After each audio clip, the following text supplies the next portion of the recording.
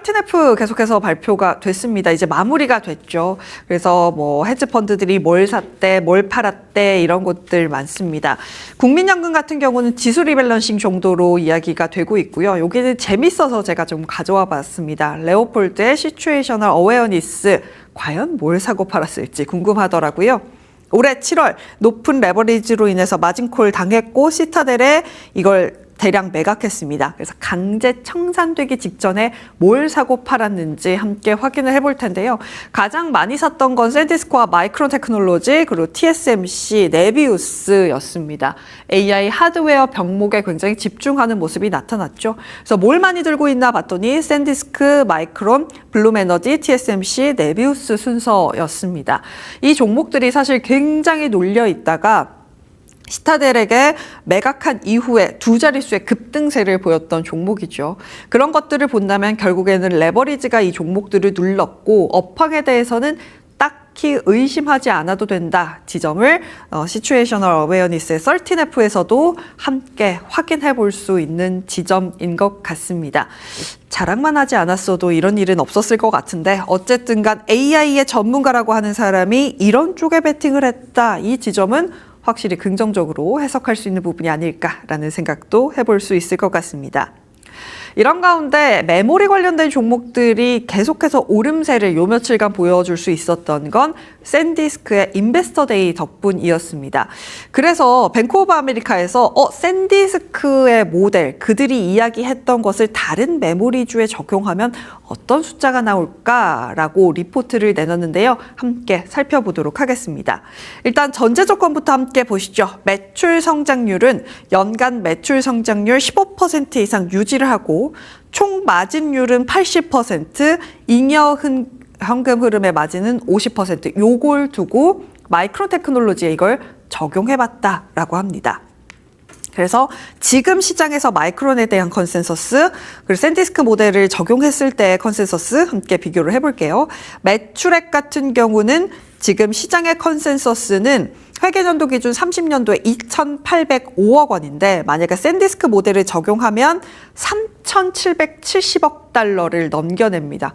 꽤나 차이가 크게 되죠.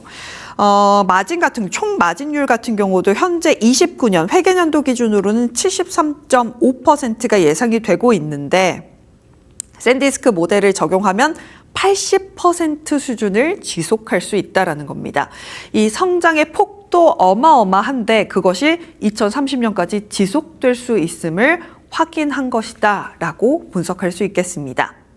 조금 더 자세하게 정리를 해볼까요? 다음 장 가보도록 하겠습니다. 그래서 이익 구조의 변화가 아예 일어난다라는 겁니다. 그동안 메모리주들은 다 사이클이고 이거 꺾이면 끝이야 라고 했었는데 구조적으로 높은 이익 체력을 유지하는 모델로 아예 바뀌어 간다라는 겁니다.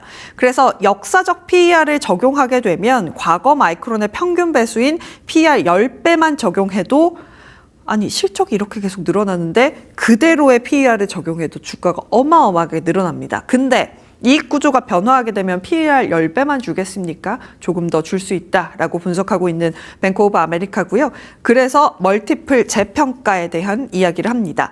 실적 변동성 자체가 낮아지면서 AI 인프라 수혜 기업 수준인 12배에서 15배로 타깃 멀티플을 상향할 수 있다. 현재는 6배에서 7배였는데 멀티플 거의 2배 줄 수 있다라고 분석하고 있습니다.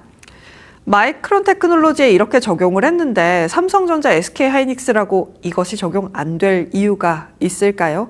때문에 계속해서 상승을 이어가고 있는 메모리주다라고 설명드릴 수 있을 것 같습니다. 그런 가운데 이런 보도 함께 전해졌습니다. 미국 상무부에서 투자 압박을 하는 이메일이 전해졌다라는 건데요. 미국 상무부 쪽에서 대미 투자 서두르지 않으면 상호관세 올리겠다라고 이야기했다라고 합니다. 지난해 10월 경주에서 만났던 한미 정상회담 결과물일 한미 조인트 팩트 시트에 약속한 2천억 달러 규모 대미 투자 언제 할 거냐, 왜 10개월째 발표가 없냐라고 압박 메일이 들어왔다라고 합니다. 11월 미국 중간선거를 앞두고 어떤 가시적인 성과를 내야 하는 미국 행정부입니다. 때문에 지금 북한 이야기도 하고 있고요. 여러 가지로 막 일을 좀 벌리는 모습들이 나타나고 있거든요. 경제가 별로 좋지 못하다라는 평가를 받고 있는 트럼프 대통령이기 때문에 이런 압박 메일이 들어오고 있다라고 합니다. 그럼 이 조인트 시트에는 뭐가 들어있었냐 볼 텐데요. 조선, 에너지, 반도체, 의약품, 핵심 광물, AI 양자 컴퓨팅이 명시가 되어 있다라고 합니다. 이쪽으로 어쨌든간 투자가 돼야 하기 때문에 섹터들 잘 살펴보시면 좋을 것 같네요. 그래서일까요? SK 하이닉스에서도 계속해서 이런 이야기 나옵니다. 미국에다가 전공적 메모리 팹 부지를 물색하고 있다라고 하고요. 방금 전에 나온 한 언론사의 단독 기사로는 조선 다음으로 원래는 에너지 이야기를 했었는데 반도체 쪽으로 미국에서 굉장히 원하고 있다라고 하더라고요. 딱 맞물리는 기사가 아닐까라는 생각이 듭니다. 한 달 동안 SK 하이닉스가 미국 내에서 전공정 메모리 웨이퍼 팹의 잠재 부지를 집중적으로 조사한 것으로 알려지고 있습니다. 미국 AI 반도체 고객들의 공급망 현지화 요구, 여기에 대응하기 위한 것으로 분석이 되고 있고요. 이때 사실 미국 ADR 발행 추진하면서 미국의 메모리 반도체 생산기지 설립하는 방안 배제하지 않는다라고 이야기했습니다. 트럼프 대통령 입장에서는 아니 미국 증시에 상장을 해서 돈을 버는데 자금을 조달하는데 왜 미국에는 투자 안 해라는 이야기를 사실은 충분히 할 수 있죠. 때문에 SK 하이닉스가 미국에 좀 투자할 수 있는 상황이 벌어지게 될지 과연 진짜 전공정 메모리 팹이 되게 될지 함께 지켜보도록 하겠습니다. 이런 가운데 반도체 소부장 관련된 종목들 실적을 보니까 역시나 좋았습니다. 지난주로 실적 시즌이 마무리가 됐죠. 지금 HPSP, 솔브레인, 하나마이크론, TSE 이게 지난주 금요일에 실적 발표한 종목들인데요. 실적이 다 지금 제가 괄호 안에 써놓은 것들이 예상치 대비 퍼센테이지입니다. 그러니까 예상치를 다 상회한 실적들을 내놨고 역대급의 실적을 내놓은 종목들도 눈에 띕니다. 뭐 하나마이크론, 솔브레인 5개 분기 내 최대 영업이익 뭐 이런 얘기 나오고 있잖아요.